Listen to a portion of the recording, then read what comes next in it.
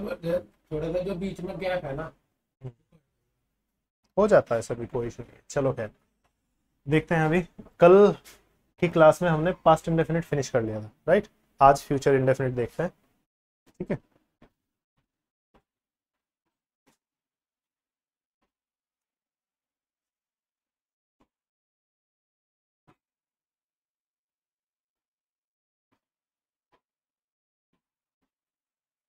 अच्छा, ये वाली चीज तो याद ही होगी कि मैंने बताया था फ्यूचर का नाम जब भी आए तो विल शैल आएगा और एक फर्स्ट फॉर्म आएगी। ये वाली चीज है, था, गा, गी गई, तो प्रेजेंट, पास्ट या फ्यूचर टेंस में एंटर करने से पहले ही हमें पता होनी चाहिए, ठीक है।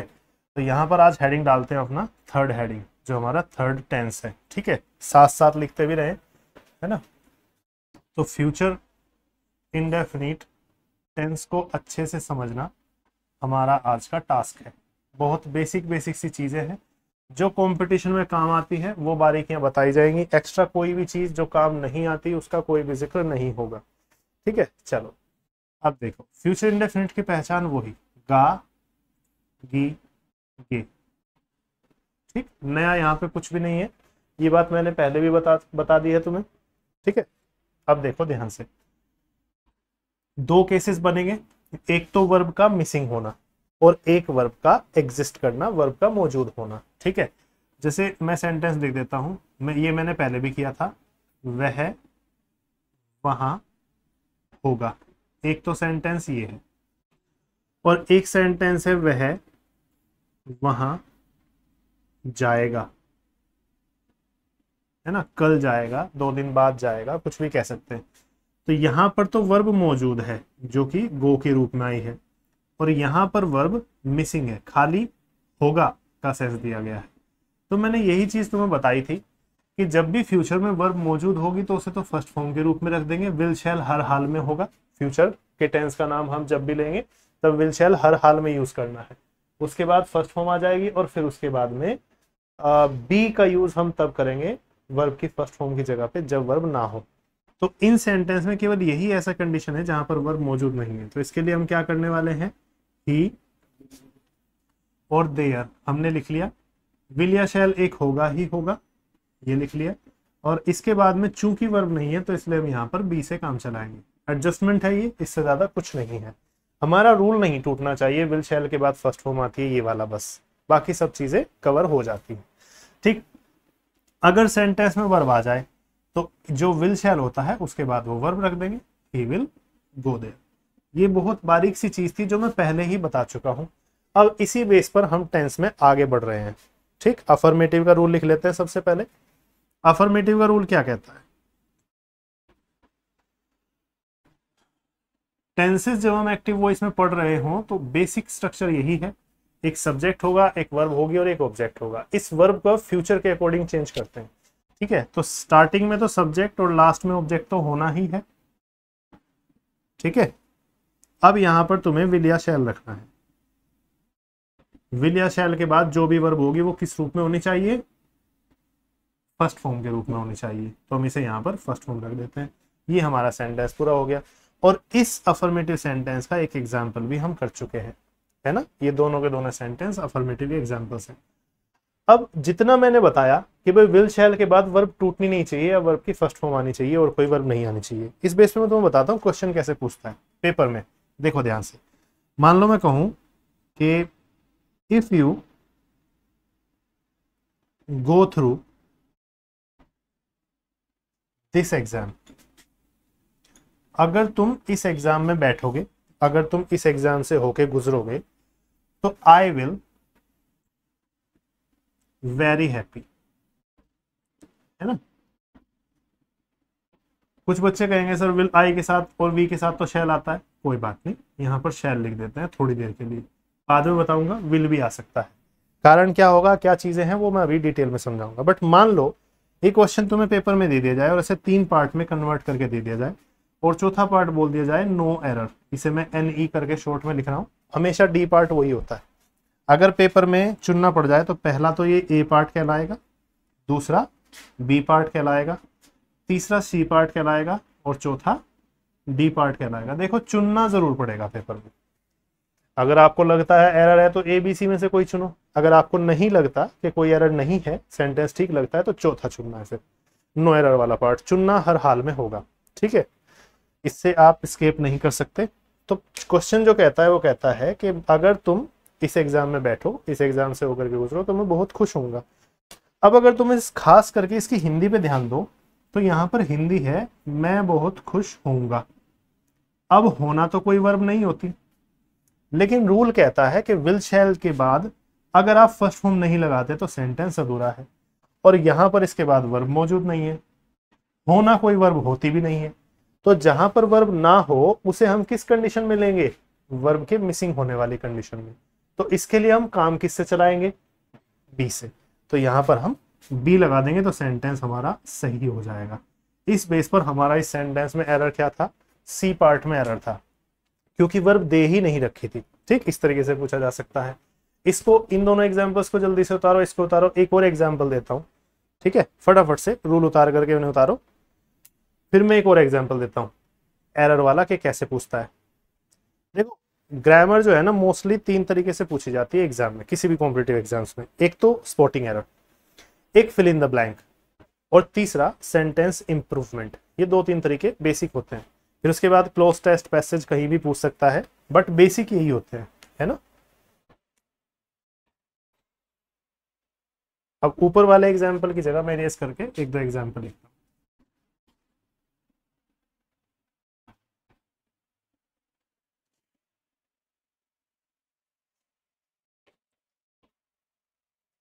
डन हो गए, चलो अब देखो एक और एग्जाम्पल लिखता हूँ जो रिसेंटली मैंने प्रैक्टिस सेट में बच्चों को पढ़ाया था, प्रैक्टिस सेट के बैच में। एक क्वेश्चन पूछा गया था, क्वेश्चन तो काफी सारे हैं लेकिन एक क्वेश्चन याद आ रहा है कि क्वेश्चन है don't depend on Raju for he will always let's you down. कई बार बच्चों को ये लग सकता है कि यार ये तो बड़ी टिपिकल सी चीज आ गई, बट एक्चुअल में सेंटेंस बहुत ही बेसिक सा और बहुत ही रिलैक्स करने वाला और हल्के से एरर वाला है। अगर तुमने अभी तक की चीजें जो मैंने फ्यूचर इंडेफिनिट में तुम्हें समझाई हैं अच्छे से समझी हैं, तो फिर मुझे नहीं लगता कि यहाँ पर कोई एरर पकड़ने में दिक्कत आने वाली है। मैं फिर भी सेंटेंस की हिंदी बताता हूँ। Don't depend on Raju, Raju पर डिपेंड बिल्कुल मत होना, ठीक है। फोर का मतलब यहाँ पर क्योंकि है, 2 कंजंक्शंस को ये जोड़ रहा है, इसलिए यहाँ पर इसका मतलब क्योंकि लगेगा, ठीक है। राजू पर डिपेंड मत होना क्योंकि वह, ही विल ऑलवेज, वह हमेशा तुम्हें लेट डाउन करेगा। लेट डाउन एक फिक्स फ्रेजल वर्ब है जिसका मतलब होता है निराश करना, ठीक है। यहां पर ये बात याद रखना। तो सेंटेंस की हिंदी आई, राजू पर बिल्कुल भरोसा मत करना क्योंकि वो तुम्हें हमेशा निराश करेगा, वो तुम्हें हमेशा परेशान करेगा। अगर तुमने यहां तक का रूल जो मैंने बताया है अफर्मेटिव का, तो तुम इससे इसमें एरर पकड़ लोगे। क्यों पकड़ोगे, कैसे पकड़ोगे, देखो विल या शैल आता है, विल या शैल के बाद जो भी वर्ब होगी किस रूप में होगी, फर्स्ट फॉर्म में होगी। तो विल शैल के बाद वर्ब है ये लेट्स। तो क्या मैं फ्यूचर में वर्ब की फर्स्ट फॉर्म में, जो भी वर्ब की फर्स्ट फॉर्म मेरे सामने है, क्या मैं इसमें एस या ई एस ऐड कर सकता हूं? ऐसा तो कोई रूल मैंने नहीं लिखवाया। ये एस या ई एस ऐड करने वाला रूल कहां पर है, प्रेजेंट इंडेफिनिट टेंस में। हम है इस टाइम फ्यूचर इंडेफिनिट टेंस में। तो तुम्हें ध्यान रखना है विल शैल के बाद केवल और केवल फर्स्ट फॉर्म आएगी, ठीक है। तो यहां पर से लेट्स काट के क्या होगा, लेट लगेगा, तो ये सेंटेंस ठीक हो गया। और एरर क्या है, बहुत सिंपल सा, विल शैल के बाद फर्स्ट फॉर्म आनी चाहिए, बस। देखने से सेंटेंस भारी लगेगा और कुछ भी नहीं है, बहुत बेसिक सा एरर है। और आप कह देंगे कि पता नहीं एरर कहां से पूछा गया था, तो थोड़ा टिपिकल बना देता है और कुछ नहीं। हल्की सी वोकैबुलरी डिफरेंट डाल करके तुम्हें ऐसा लगेगा कि भाई बहुत टिपिकल सी इंग्लिश पूछ ली है, ऐसा नहीं होता, सिंपल ही पूछता है हमेशा।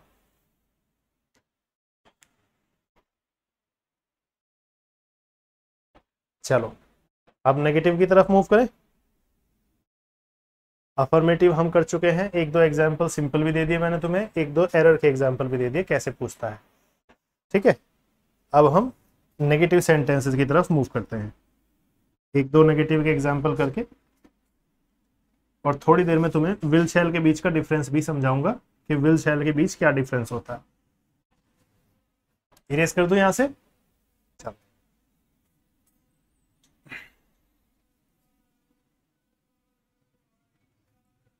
अब ध्यान से देखो जरा नेक्स्ट एग्जाम्पल को, नेगेटिव से रिलेटेड है।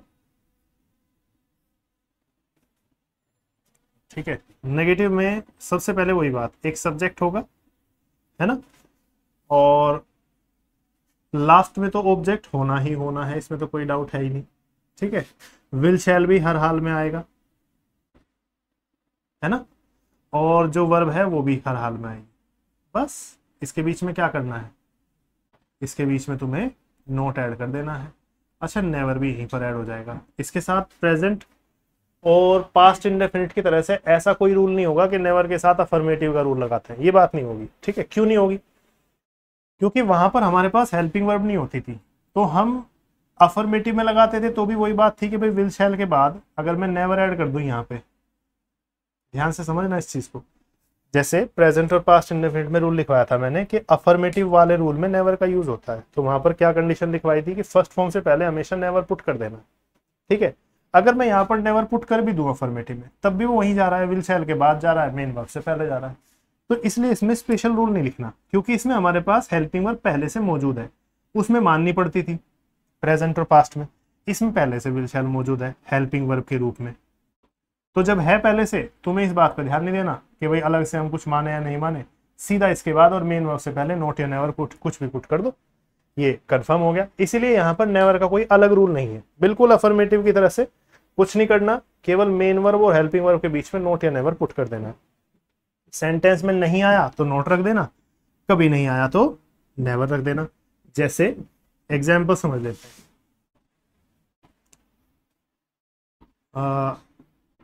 वह तुम्हारे साथ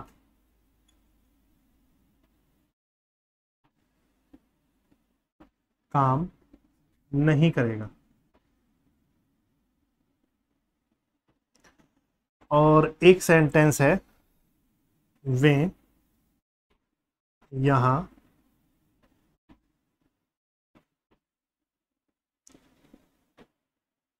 कभी नहीं आएंगे। ठीक है, अब ध्यान से सुनो इस चीज को, इन इंग्लिश में कन्वर्ट करते हैं। पहला सेंटेंस देखो, पहला सेंटेंस कहता है वह के लिए हम क्या रखेंगे, ही रख देंगे। इसके बाद विल या शैल में से एक चीज आएगी ही आएगी, तो विल रख देते हैं। इसके बाद में क्या आएगा, अगर सेंटेंस में नोट है तो नोट रख दो, अगर सेंटेंस में नेवर है तो नेवर रख दो। दे के साथ विल लगाने के बाद सेंटेंस में नोट था तो नोट रख दिया, नेवर है तो नेवर रख दिया। इसमें कोई परेशान होने वाली बात नहीं है, दोनों एक ही तरीके से काम करेंगे। ठीक है, इसके बाद आएगी वर्ब की फर्स्ट फॉर्म, तो वह तुम्हारे साथ काम नहीं करेगा, तो यहाँ पर हम काम के लिए लिख देते हैं वर्क, है ना, और तुम्हारे साथ के लिए हम लिख देंगे विद यू। सेंटेंस हुआ finish, done. Subject will shell, note या नेवर, और फिर वर्ब की फर्स्ट फॉर्म, आगे कुछ भी आए, है ना। आगे देखो, दे विल नेवर, अब इसके बाद आएगी वर्ब, तो कम लिख देते हैं, दे विल नेवर कम, और यहां के लिए हियर। बात समझ में आई? तो नोट या नेवर को बस इतनी सी बात याद करो, विल शैल के बाद रख दो, मेन वर्ब के पहले रख दो। इसमें नेवर के लिए कोई स्पेशल रूल नहीं है। ठीक है, जहां नोट आता है वहीं नेवर। यहां तक की चीजें डन।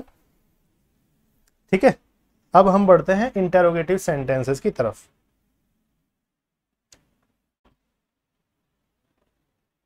फटाफट से लिखो, आगे मूव कर रहे हैं। इसमें विल शैल के बीच में डिफरेंस बताएंगे फिर इंटेरोगेटिव के बाद में। ठीक है, और इसी के साथ आज का सेशन, आज की क्लास फिनिश करेंगे। इरेज कर दूं इसे, अच्छा।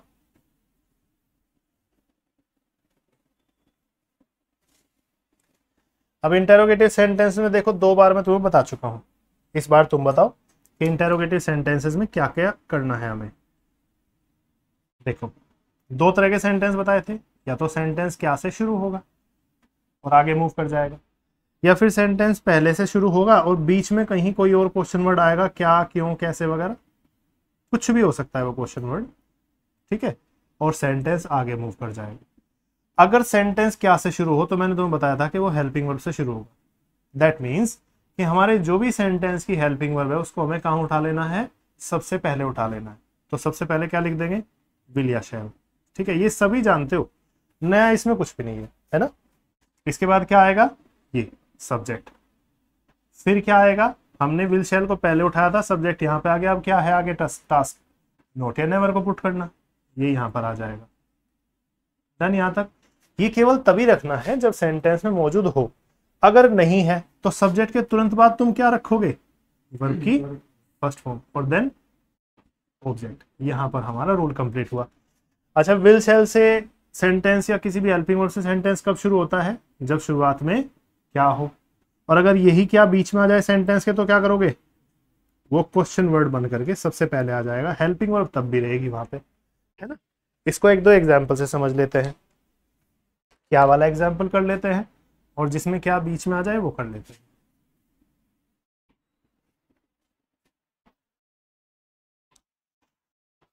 सेंटेंस है,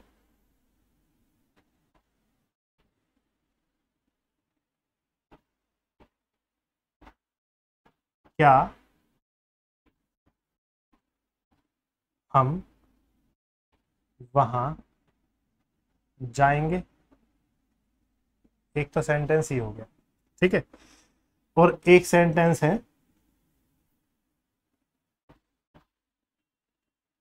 तुम वहां क्या करोगे। डिफरेंस क्लियर हो रहा है। एक में तो सेंटेंस में पहले क्या आया और एक में बीच में क्या आया। जिसमें शुरू में क्या है वहां कैसे करोगे, विल या शैल सबसे पहले आएगा, तो हम विल या शैल से सेंटेंस को शुरू कर देते हैं। और वी के साथ जनरली बच्चे क्या कहते हैं कि सर हम तो शैल लगाते हैं, आई वी के साथ शैल लगाते हैं, तो ठीक है मैं यहाँ पर फिलहाल के लिए शैल लिख देता हूँ, शैल वी। और इसके बाद आएगी या तो नोट या नेवर, लेकिन सेंटेंस में नोट या नेवर है नहीं, तो सीधी वर्ब की फर्स्ट फॉर्म सब्जेक्ट के बाद, तो शैल वी गो देयर, क्या हम वहां जाएंगे। सेंटेंस कंप्लीट हुआ। आगे बढ़ते हैं, तुम वहां क्या करोगे। अब यहां पर यू के अकॉर्डिंग विल लगाते हैं हम पहले, लेकिन इस बार क्वेश्चन वर्ड बीच में है, तो वो क्वेश्चन वर्ड सबसे पहले आएगा, विल या शैल से भी पहले। तो क्या बन जाएगा, व्हाट सबसे पहले आ जाएगा। व्हाट विल यू, अब इसके बाद आएगी वर्ब की first form, what will you do. और वहां के लिए हम क्या कर देंगे, there, what will you do there. ठीक है। अब बताओ क्या सेंटेंस में कोई इशू है, क्लियर गया है।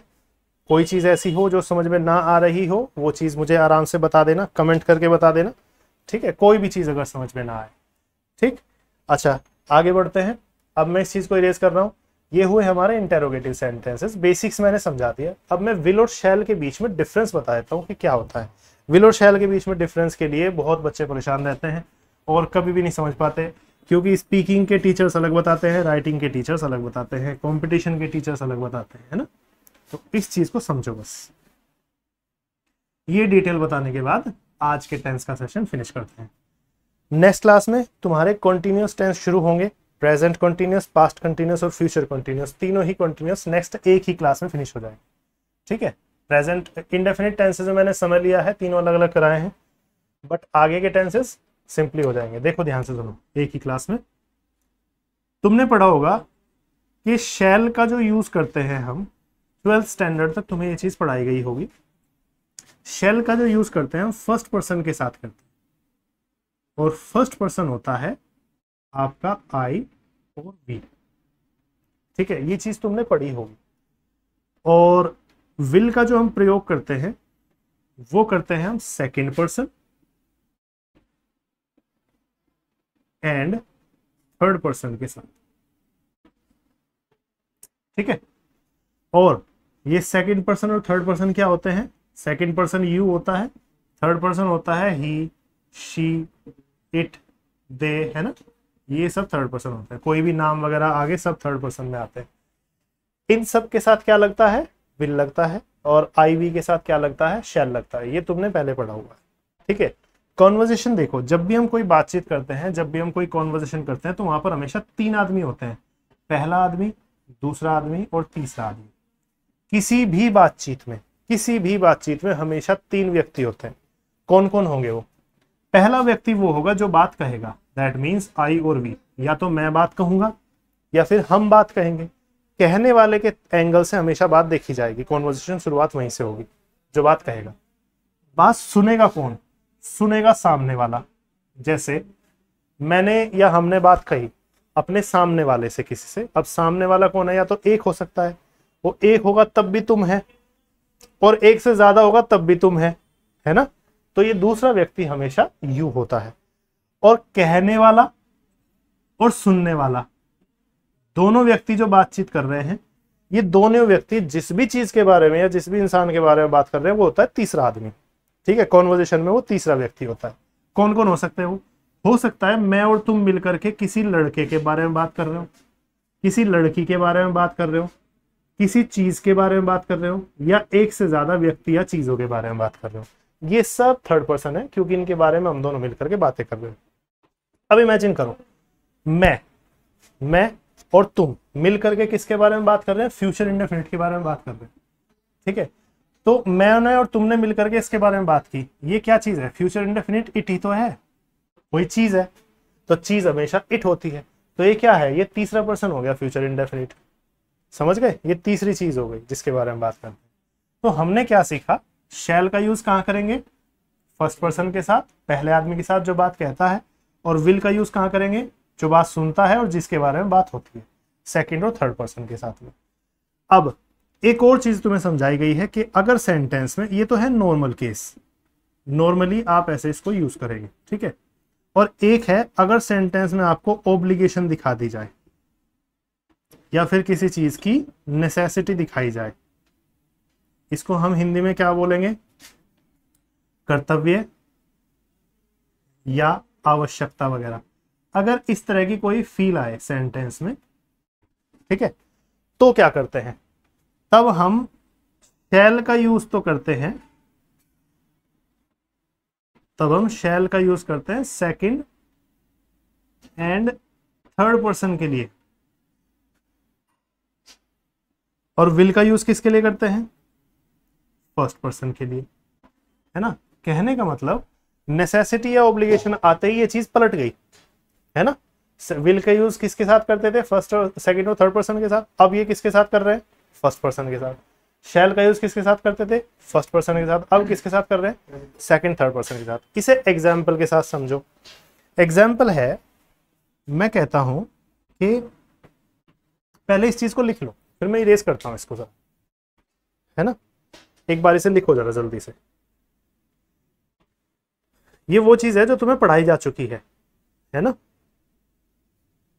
अब इसमें नई बात क्या है जो कंपटीशन में तुम्हें याद करनी है? वो चीज तुम्हें अभी बताता हूं, उस चीज को आराम से कवर करेंगे। बहुत चीजें क्लियर होंगी अभी।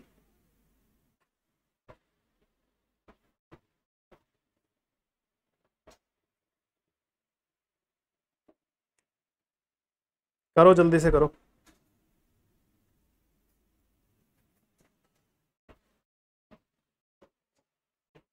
हो गया?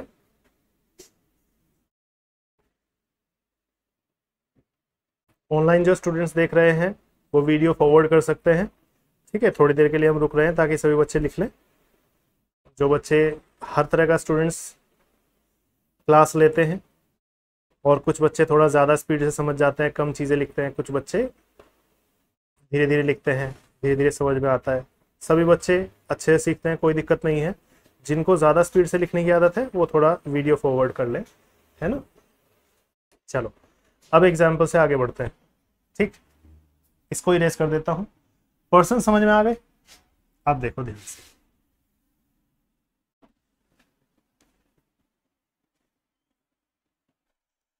एक सेंटेंस दिया गया है कि मैं तुम्हारी सहायता करूंगा।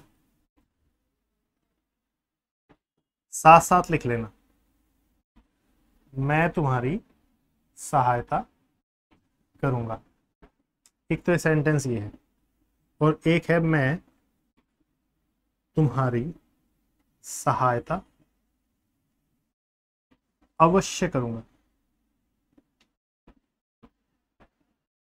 एक सेंटेंस ये है। ठीक है भाई, यहां तक तो कोई दिक्कत नहीं है ना? अब देखो ध्यान से।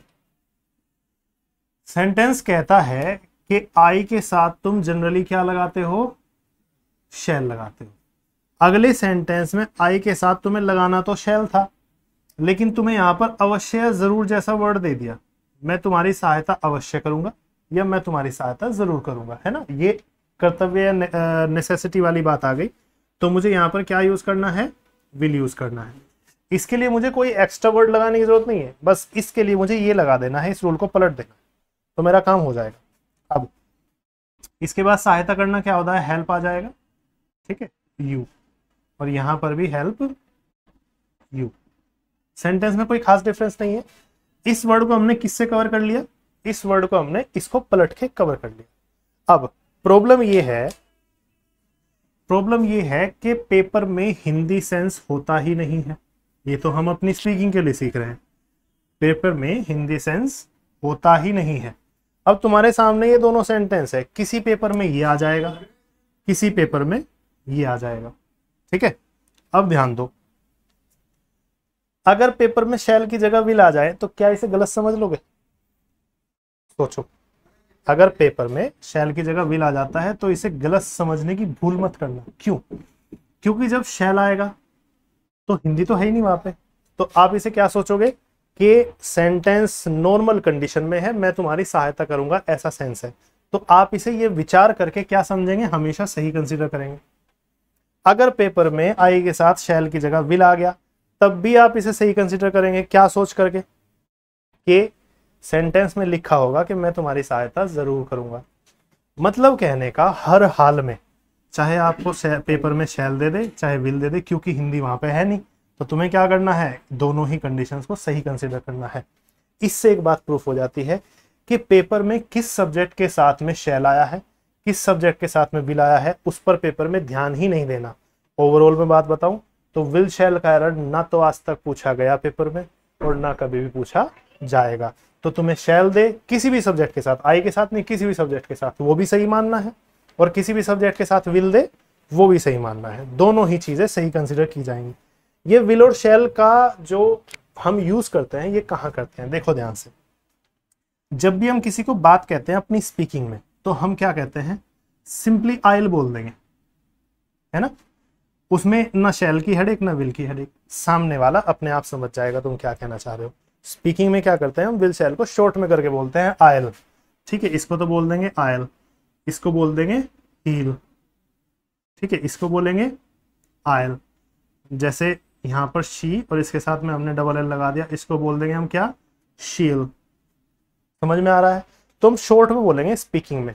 तो देखो कंपटीशन में तो हमारे काम आया नहीं, वो ऑब्लिगेशन व नेसेसिटी वाला रूल कंपटीशन में काम नहीं आया, क्योंकि दोनों सही मानने हैं। ना ही हमारे स्पीकिंग में काम आ रहा है। काम कहाँ आता है ये रूल, केवल वो जो एक कंडीशन है जहां पर काम आता है वो ये है कि जब मैं तुम्हें कोई बात वाकई में वास्तव में जरूर करके महसूस कराना चाहता हूं, मैं कहूंगा कि I will do it for you. एक तो मैंने ये बोला, और एक मैं बोलता हूं I shall do it for you. इसमें मैं क्या बोल रहा हूं, भाई मैं तुम्हारे लिए इस काम को कर दूंगा, और इसमें मैं क्या बोल रहा हूं कि भाई मैं तुम्हारे लिए इस काम को जरूर करूंगा, ठीक है। तो अगर तुम स्पीकिंग करते हुए या राइटिंग करते हुए किसी को वाकई में कोई चीज महसूस कराना चाहते हो तो उस महसूस कराने के लिए हम क्या करेंगे, हम शैल और विल को क्लियर करके बोलेंगे। अदरवाइज स्पीकिंग में भी इसका शैल और विल के डिफरेंस का कोई काम नहीं है। हाँ, जो ये रूल तुम्हें 12th तक पढ़ाया गया है ये है बिल्कुल सही, काम इसी तरह से आएगा जैसे मैंने अभी पढ़ाया, जैसे 12th तक टीचर्स ने तुम्हें पढ़ाया, ठीक है। तो इसकी बारीकी यही थी, मैं यही पॉइंट तुम्हें बताना चाह रहा था कि चाहे तुम आई के साथ या किसी भी सब्जेक्ट के साथ में शैल लगाओ या फिर पेपर में विल लगाओ, दोनों ही सही माने जाएंगे, ठीक है। अब जैसे मैं एक सेंटेंस बोलता हूं, ठीक है, इसे इरेज कर देता हूं। सेंटेंस मैं बोलता हूं पेपर में ही shall be here within a moment. मैंने एक बेसिक सा सेंटेंस बोला, और एक पेपर में मैंने ये भी बोल दिया कि he will be here with in a moment, थोड़ी ही देर में वो यहीं पे होगा। सेंटेंस की हिंदी क्या आ रही है, थोड़ी ही देर में वो यहीं पर होगा। तो आपको पेपर में ऐसे दे दे तो ठीक, और ऐसे दे दे तो भी ठीक, है ना। एरर पकड़ने की गलती मत करना। लेकिन अगर सेंटेंस में कुछ ऐसा आ जाए कि वहां पर वर्ब ही ना दे, वो गड़बड़ हो जाएगी, है ना। तो बस इस बात का खास ध्यान रखना है कि विल हो या शैल हो, इसके बाद वर्ब आनी चाहिए। वर्ब किस रूप में आनी चाहिए? फर्स्ट फॉर्म के रूप में आनी चाहिए। अगर वर्ब मौजूद ना हो किसी वजह से तो वो किस रूप में आनी चाहिए? बी के रूप में आनी चाहिए। लेकिन वर्ब हो जरूर, फर्स्ट फॉर्म के रूप में हो और फर्स्ट फॉर्म के अलावा कोई भी रूप ना हो। यही विल शैल के बारे में खास जानकारी थी जो मुझे तुम्हें बतानी थी, जो कंपटीशन में हमेशा हर स्टूडेंट के काम आती है। क्लियर है? चलो, तो आज के लेक्चर में इतना ही रखते हैं। नेक्स्ट लेक्चर हमारा तीनों कंटिन्यूअस को कवर करेगा, प्रेजेंट कंटिन्यूअस भी, पास्ट कंटिन्यूअस भी और फ्यूचर कंटिन्यूअस भी। आज के लिए इतना ही। See you in the next lecture.